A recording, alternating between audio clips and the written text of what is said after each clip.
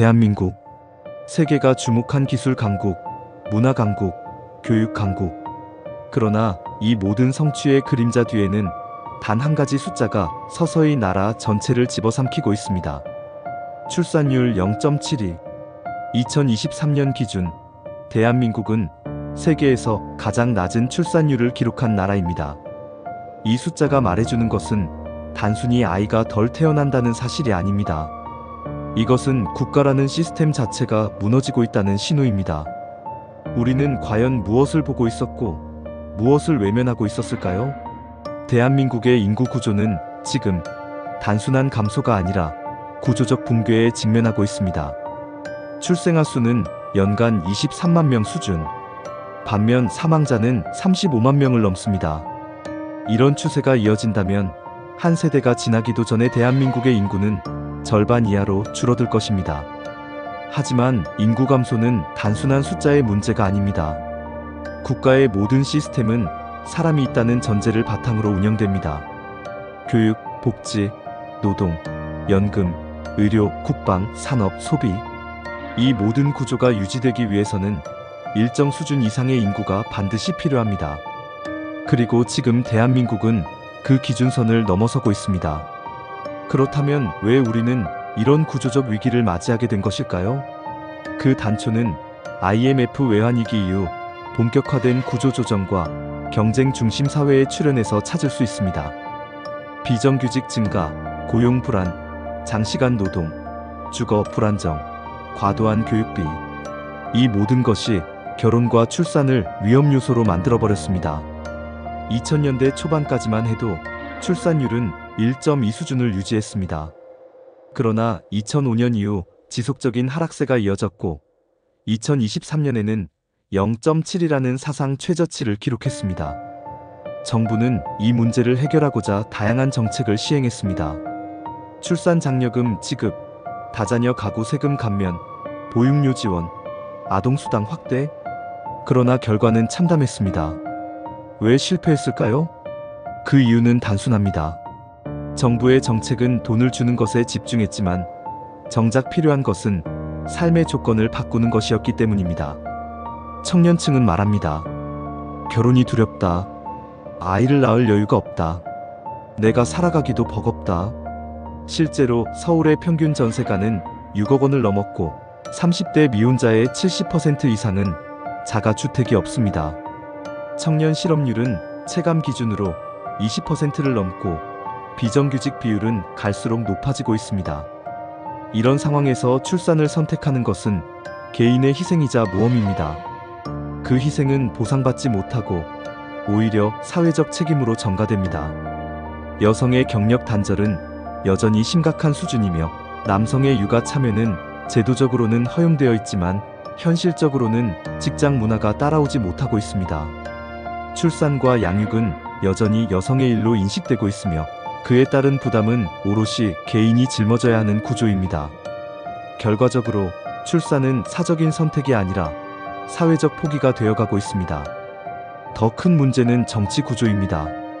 대한민국은 이미 초고령 사회로 진입했습니다. 60대 이상 유권자의 투표율은 80%를 넘고 이들은 정치적 영향력이 막강합니다. 정치권은 이들에게 유리한 정책을 우선시합니다. 연금 확대, 노인 복지, 기초연금 인상. 물론 이들 정책도 중요합니다. 그러나 미래 세대를 위한 투자와 균형이 필요합니다. 지금 청년들은 정치적으로 무시당하는 세대가 되고 있습니다.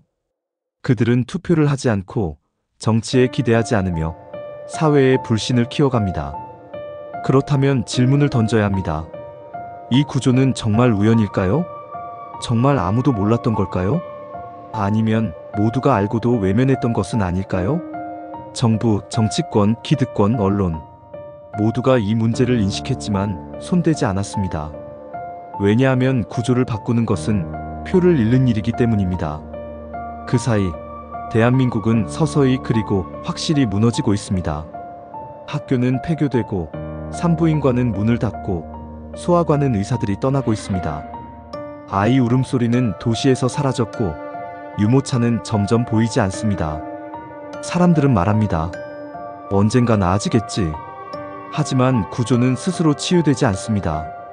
누군가가 바꾸려 하지 않는 한 이 흐름은 멈추지 않습니다. 그리고 지금 아무도 그 방향을 틀려 하지 않고 있습니다. 일부에서는 대한민국의 출산율 위기가 단지 개인의 선택 문제가 아니라 국가 시스템 전체의 붕괴를 예고하는 구조적 문제임을 살펴봤습니다.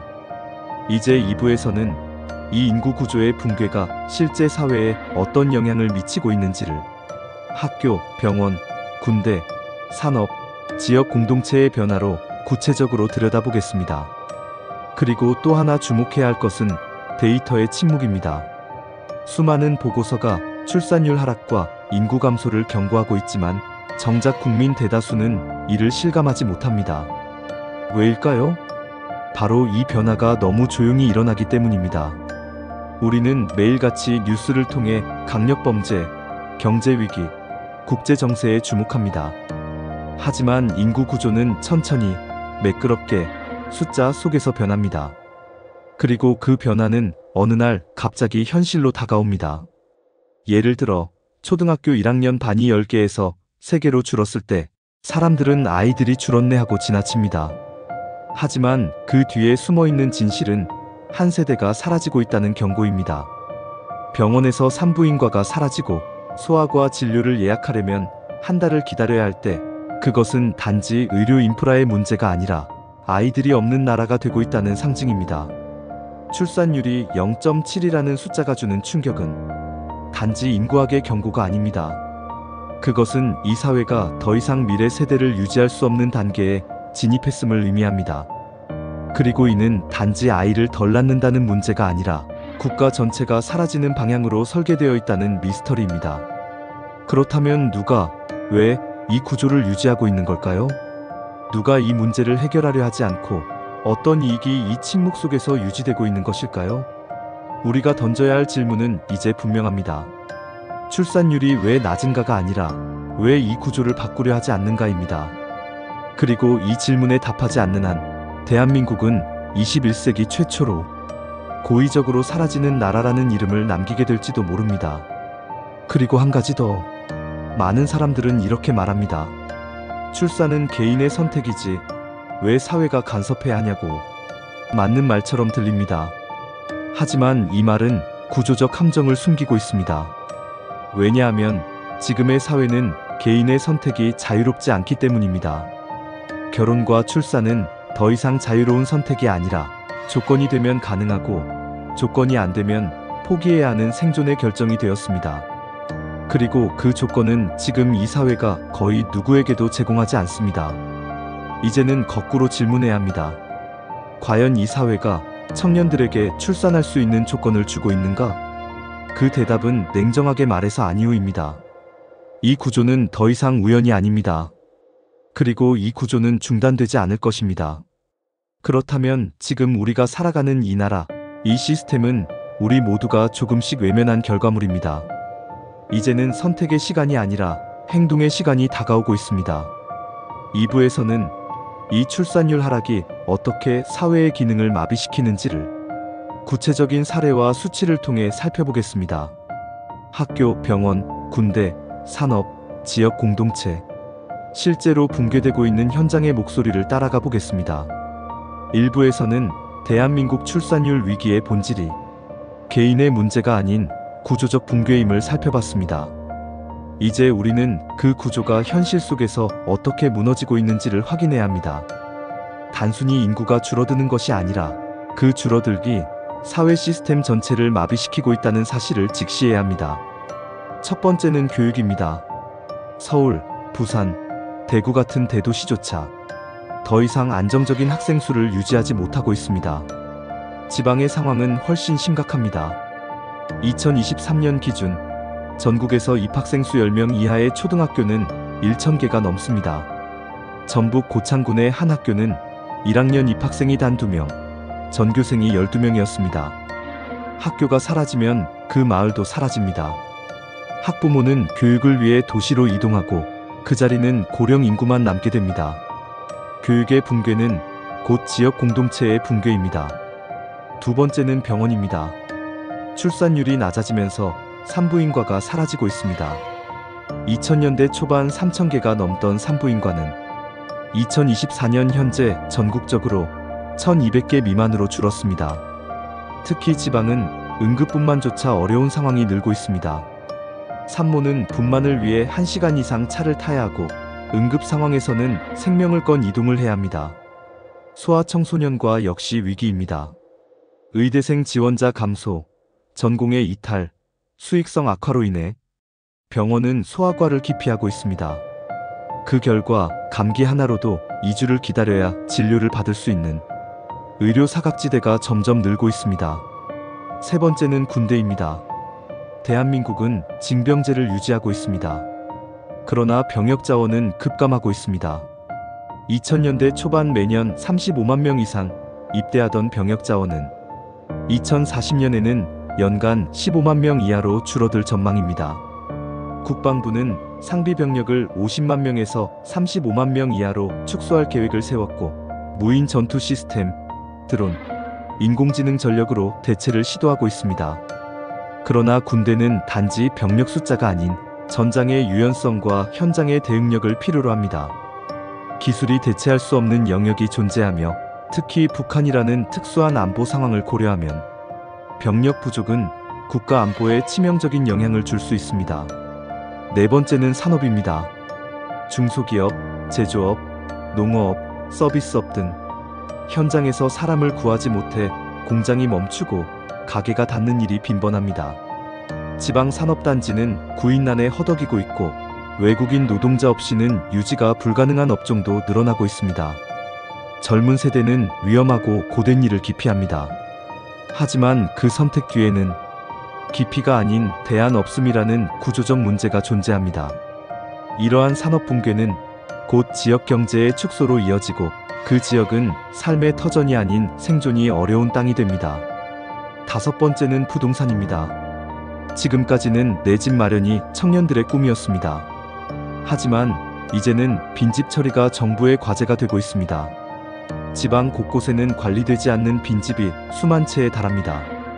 젊은 세대는 수도권으로 몰리고 지방은 고령자 사망과 함께 집 자체가 쓸모없는 자산이 되고 있습니다.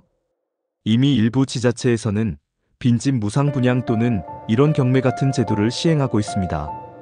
부동산은 더 이상 자산이 아니라 지방에서는 처분해야 할 부담으로 인식되고 있습니다. 여섯 번째는 공동체입니다. 아이의 울음소리가 사라진 동네, 유치원이 문을 닫고 놀이터에 아이가 없고 어린이집이 폐업하는 마을. 이 모든 것이 지금 대한민국에서 동시에 벌어지고 있는 현실입니다. 이러한 붕괴는 뉴스에 잘 보도되지 않습니다. 왜냐하면 이 변화는 천천히, 조용히, 서서히 진행되기 때문입니다. 그러나 이 미세한 변화들이 쌓이면 어느 날 갑자기 국가의 시스템이 작동하지 않는 순간이 찾아옵니다. 그것이 바로 지금 우리가 마주한 미래입니다. 2부에서 살펴본 구조적 붕괴는 단지 위기 신호가 아니라 이미 시작된 사회 해체의 징조입니다. 다음 3부에서는 이 흐름이 계속될 경우 대한민국은 어떤 모습이 될 것인지 2060년의 시나리오를 통계 기반으로 파헤쳐 보겠습니다. 특히 이 구조는 지방을 중심으로 훨씬 빠르게 진행되고 있습니다. 대한민국 228개의 기초자치단체 중 절반 이상이 지속 불가능 판정을 받은 소멸 위기 지역입니다. 전남 고흥, 경북 의성, 전북 순창, 경남 합천. 이 지역들은 고령화율이 45%를 넘고 출산율은 0.4 이하입니다. 학교, 병원, 경찰서, 은행, 마트, 버스 노선까지 사라지는 상황입니다. 이들 지역은 단지 사람이 줄었다는 수준이 아니라 행정 기능이 유지되지 않는 지역으로 전락하고 있습니다. 그렇다면 정부는 무엇을 하고 있을까요? 지방소멸 대응기금, 귀농귀촌 지원, 공공기관 지방 이전, 여러 대책이 존재합니다. 그러나 근본적인 해결책은 되지 못합니다. 왜냐하면 청년들은 살 수 있는 환경을 원하기 때문입니다. 좋은 일자리, 적절한 교육 인프라, 의료 접근성, 이 모든 것이 종합적으로 작동해야 사람은 그곳에서 삶을 꾸릴 수 있습니다. 하지만 지금 대한민국은 사람이 사는 도시와 사람이 떠나는 도시로 나뉘고 있습니다. 문제는 이 격차가 갈수록 커진다는 점입니다. 수도권은 인구가 집중되며 교통, 주거, 교육, 환경 등 모든 분야에서 포화 상태가 됩니다. 반면 지방은 인프라가 무너지고 고립되며 더 이상 회복할 수 없는 상황에 놓입니다. 이것은 단순한 지방 문제도 단순한 인구 문제도 아닙니다. 이것은 국가의 공간 구조가 해체되고 있다는 신호입니다. 그리고 그것은 지금 바로 우리 눈앞에서 진행 중입니다. 이러한 현실은 결국 사람들의 이동 패턴을 바꾸고 있습니다. 더 이상 젊은 세대는 고향을 삶의 기반으로 삼지 않습니다. 모두가 수도권으로 몰리면서 대한민국은 서울에만 존재한다는 말이 나올 정도입니다. 하지만 수도권도 한계에 도달하고 있습니다. 과밀화, 교통정체, 주거비 폭등, 청년층의 생활 스트레스, 이 모든 것이 수도권 인구 집중의 부작용입니다. 그리고 이 구조는 불신의 사회를 만들어냅니다. 지방에 사는 사람은 정부를 불신하고 수도권에 사는 사람은 타인을 경쟁자로 느끼고 청년은 기성세대를 원망하며 고령층은 젊은 세대를 이해하지 못합니다. 공동체는 점점 해체되고 개인은 점점 더 외로워지고 있으며 국가는 점점 더 작은 단위로 쪼개지고 있습니다. 누군가는 말합니다. 결국 기술이 모든 걸 해결해 줄 것이다.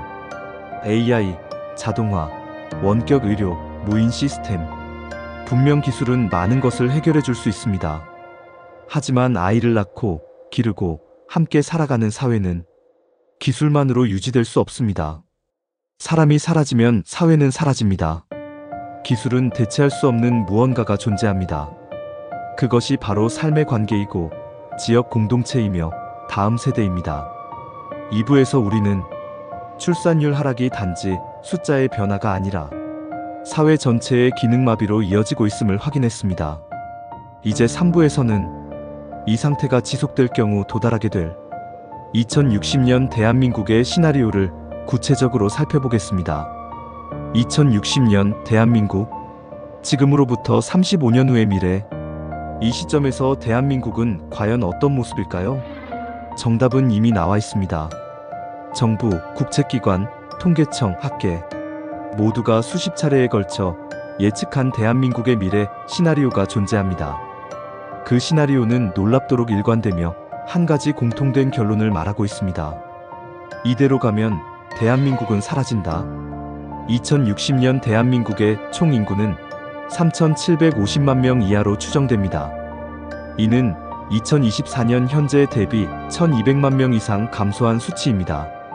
생산 가능 인구, 즉 1,564세의 비중은 전체 인구의 절반 이하로 줄어듭니다. 반면 65세 이상 고령 인구는 전체 인구의 절반 가까이 도달할 전망입니다. 이 중 80세 이상 초고령자는 전체 인구의 20%를 넘어설 수 있습니다. 무슨 뜻일까요? 단순히 노인이 많아진다는 말이 아닙니다. 국가가 유지될 수 없는 구조로 바뀐다는 말입니다. 지금은 3명이 1명의 노인을 부양하지만 2060년에는 1명이 2명의 노인을 부양해야 합니다. 이 구조에서는 복지 시스템이 유지될 수 없습니다. 국민연금은 2055년 고갈 예정입니다. 건강보험은 적자가 누적되며 급여 축소 또는 수가 조정이 불가피해집니다. 세금은 계속 오르지만 서비스는 줄어드는 사회. 국민의 불만은 극대화되고 사회적 신뢰는 붕괴됩니다. 출생아 수는 연간 18만 명 이하, 사망자는 연간 65만 명 이상, 한 해에 인구가 50만 명씩 자연 감소하는 국가. 이 구조는 경제 전반에도 영향을 미칩니다. 노동력 감소로 인해 성장률은 0%대에 머물고 고령 인구 중심의 소비 구조는 내수 침체를 가속화합니다. 대학은 신입생을 모집하지 못하고 기업은 신입사원을 찾지 못하며 지방은 통째로 시장에서 이탈하게 됩니다. 지방자치단체의 절반 이상은 행정 유지가 불가능해지며 자연 해체 혹은 통합행정이 필수적입니다. 특히 농어촌은 국가 전략 산업으로 간주되어야 할 만큼 위기입니다. 식량 자급률이 낮은 대한민국에서 농촌 붕괴는 곧 국가 식량 위기로 이어질 수 있습니다. 군대는 완전히 달라집니다. 병역 자원 고갈로 인해 징병제 유지가 어렵고 모병제 전환도 현실적으로는 불가능한 인구 구조가 됩니다. 결국 무인화, 자동화, 민간 외주화가 대안이 되지만 이것은 안보 공백이라는 리스크를 수반합니다. 무엇보다 사회의 기본 단위인 가족이 해체됩니다. 결혼을 하지 않는 사람, 결혼하더라도 아이를 낳지 않는 사람, 홀로 사는 노인, 출산과 양육을 포기한 청년. 이들은 더 이상 소수가 아닙니다. 사회의 중심이 됩니다. 그 결과 공동체는 사라지고 개인은 고립되고 국가는 목적을 잃습니다. 이러한 미래는 허구가 아닙니다. 이것은 공식 예측이며 현재 진행 중인 경로의 직선적 결과입니다. 누군가는 말합니다. 기술이 다 해결해 줄 것이다. 하지만 AI는 아이를 낳지 않습니다. 로봇은 복지 수요를 줄여주지 않습니다. 기술은 도구이지 구조의 본질은 아닙니다. 결국 이 모든 문제의 핵심은 우리가 선택하지 않은 것들의 결과입니다. 변화를 회피한 정치, 위기를 무시한 사회, 책임을 떠넘긴 시스템. 그 모든 것의 결과가 2060년 대한민국이라는 시나리오입니다. 다음 사부에서는 그렇다면 이 위기에서 벗어나기 위해 우리는 무엇을 바꿔야 하는지를 이야기하겠습니다. 경제 구조의 붕괴도 심각한 수준입니다. 가장 먼저 영향을 받는 것은 부동산 시장입니다. 지금은 청년이 집을 못 사서 문제가 되지만 2060년에는 집이 남아 돌아서 문제가 됩니다. 지방 아파트 단지는 텅 비게 되고 신도시는 미분양 아파트로 채워집니다. 수요 없는 공급, 가격이 아니라 거주 가치를 평가받는 사회. 집은 자산이 아니라 부담이 됩니다. 이미 일부 지자체에서는 빈집을 무료로 분양하거나 이런 경매에 붙여야 하는 상황이 도래했습니다. 또한 교육기관도 해체 수준의 위기를 겪습니다. 학생 수 감소로 인해 대학의 50% 이상이 문을 닫을 수 있습니다. 이미 지방사립대는 매년 신입생 정원을 채우지 못해 폐교 위기를 맞고 있습니다. 교사 수는 줄고 교육 인프라는 축소됩니다. 결국 교육 기회의 양극화가 심화되며 도시와 지방, 계층 간 교육 격차는 회복할 수 없는 수준에 도달합니다. 이러한 현상은 인구 감소와 맞물려 희망의 해체라는 심리적 효과를 낳습니다. 사람들은 말합니다. 어차피 나아지지 않는다. 내가 뭘 해도 구조는 바뀌지 않는다. 이러한 무기력은 개인의 자립 의지를 꺾고 사회 전체의 생산성과 활력을 낮춥니다. 국가 공동체는 심리적 해체라는 새로운 위기를 맞이하게 됩니다. 이 지점에서 다시 한번 질문이 떠오릅니다. 정말 이 미래는 피할 수 없을까요? 대답은 아니다입니다. 이 구조는 예정된 미래이지만 우리가 지금 당장 방향을 튼다면 바꿀 수 있는 미래이기도 합니다. 그렇다면 무엇을 바꿔야 할까요? 정치?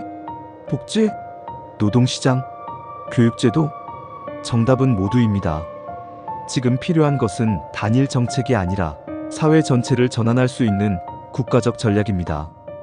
이를 위해 가장 먼저 바꿔야 할 것은 현실을 직시하는 용기입니다. 지금도 뉴스에서는 출산율 하락을 단순 통계로만 보도합니다. 하지만 그 수치는 사회 붕괴의 알람입니다.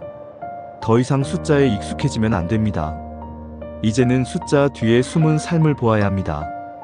한 명의 아이가 사라질 때, 한 명의 산모가 병원을 찾지 못할 때, 한 마을에서 학교가 폐교될 때, 그 모든 것들이 하나의 신호로 연결되어 있습니다. 3부를 통해 우리는 단순한 미래 예측이 아닌 이미 시작된 경고의 실체를 보았습니다.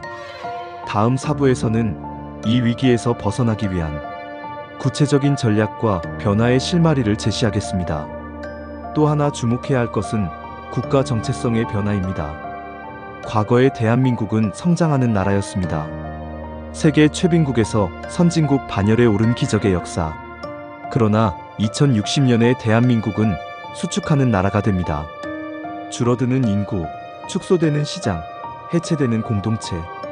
국가의 방향성 자체가 과거와 완전히 반대가 되는 것입니다. 이런 변화는 단지 행정의 문제가 아닙니다. 그것은 국민 개개인의 삶의 방식, 가치관, 꿈까지 바꾸게 됩니다. 어릴 적 꿈이 회사원이 되는 것이 아니라 버티는 것이 되고, 가정을 꾸리는 것이 꿈이 아니라 리스크가 되는 사회. 이런 사회에서는 출산율 회복은 기대할 수 없습니다. 단지 숫자를 높이려는 시도는 실패할 수밖에 없습니다. 이제는 아이를 낳고 싶어지는 사회를 만들어야 합니다. 그리고 그 변화는 제도 이전에 사회의 철학에서 시작되어야 합니다. 청년들이 믿을 수 있는 사회, 노인이 공존을 선택하는 사회, 모두가 다음 세대의 삶을 고민하는 사회. 이것이 우리가 지향해야 할 구조입니다. 마지막으로 이런 전환은 단지 정치권의 과제가 아닙니다. 우리 모두의 질문이 되어야 합니다. 나는 어떤 사회에 살고 싶은가? 나는 다음 세대에게 무엇을 남기고 싶은가? 이 질문에 답하는 순간부터 우리는 이미 변화의 출발선에 서 있는 것입니다. 지금까지 우리는 대한민국이 겪고 있는 인구 절벽과 사회 구조 붕괴의 실체를 살펴봤습니다. 2060년 지금의 흐름이 계속된다면 한국은 세계에서 가장 먼저 자발적 소멸을 경험하는 선진국이 될 수 있습니다. 그러나 우리는 아직 선택할 수 있습니다. 그리고 지금 이 순간이 바로 그 선택의 분기점입니다. 4부에서는 이 위기에서 벗어나기 위한 구체적인 전략과 변화의 방향을 이야기하겠습니다. 우선 첫 번째, 지금까지의 방식은 실패했다는 것을 인정해야 합니다. 수십조 원이 투입된 출산장려 정책. 하지만 출산율은 해마다 떨어졌고 정책의 실효성은 거의 없었습니다. 왜일까요?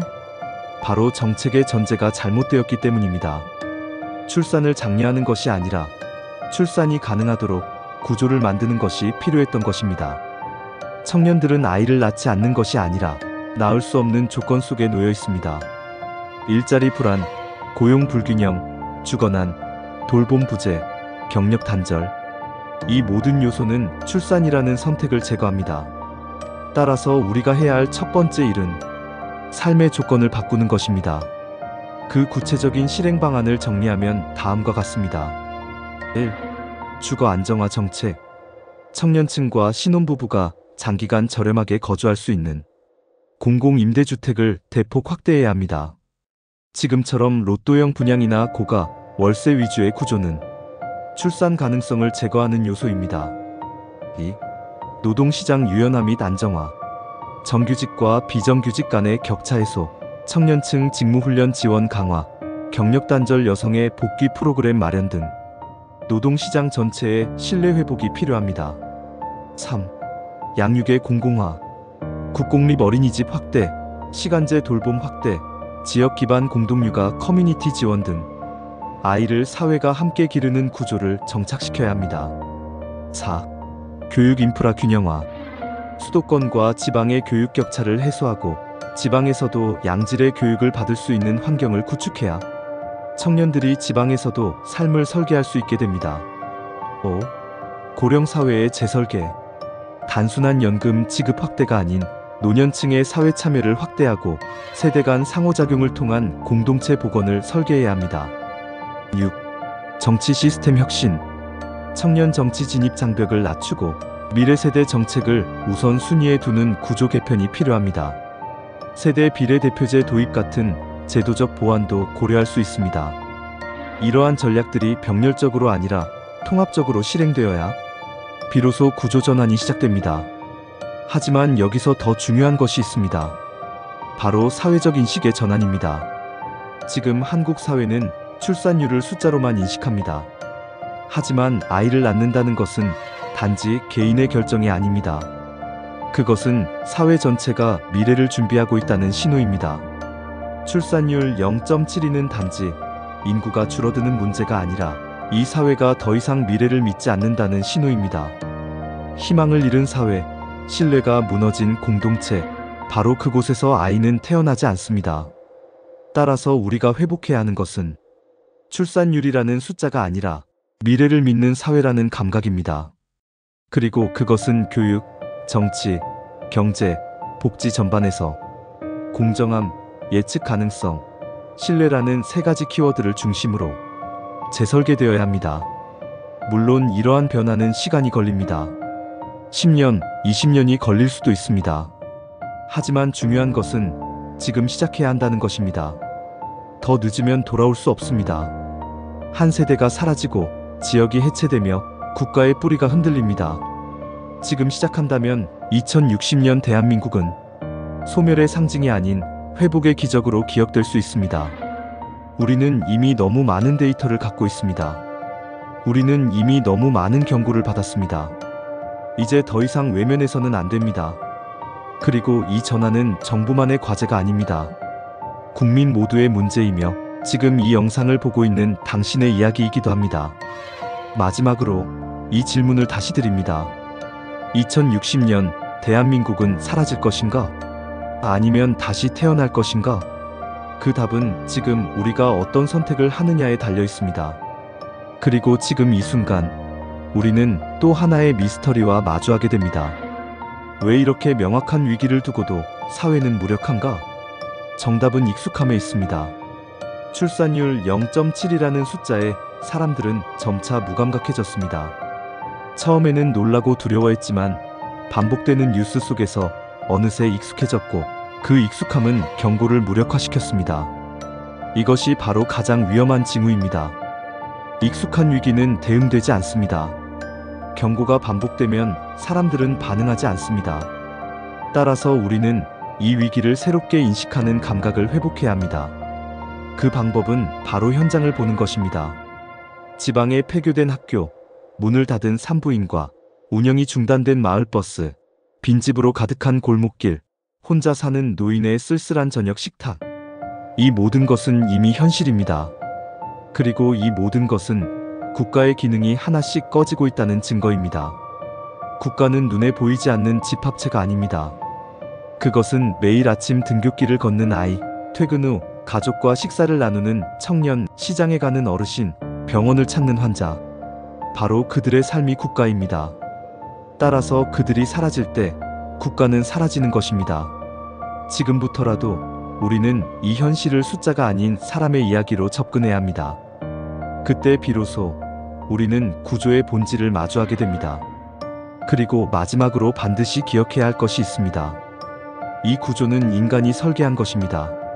자연현상이 아닙니다. 즉, 우리가 만든 구조는 우리가 바꿀 수 있습니다.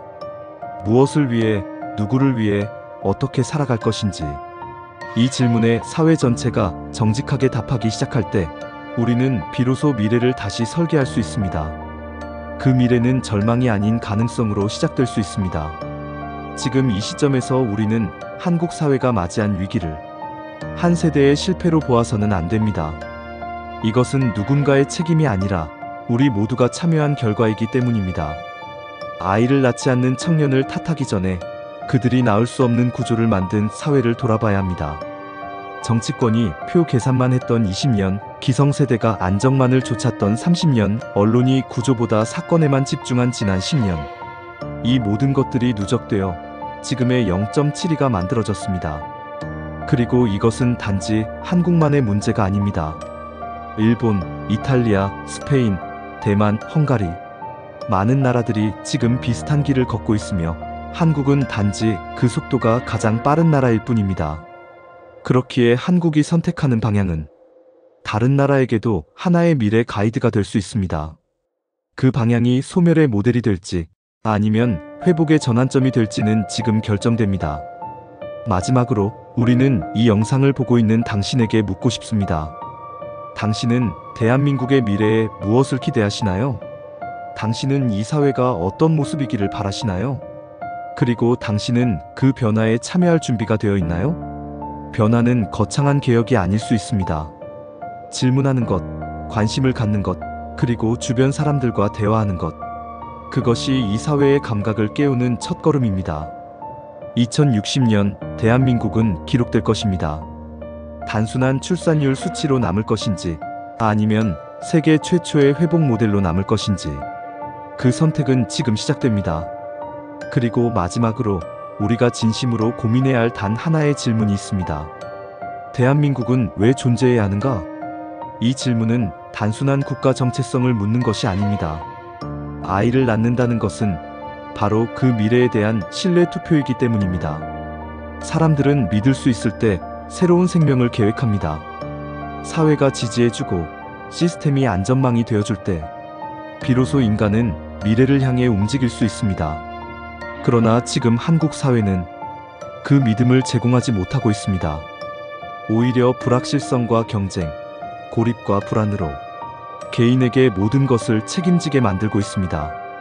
결국 이 구조를 바꾸기 위해서는 가장 깊은 차원의 변화가 필요합니다. 즉, 인간을 바라보는 철학의 전환입니다.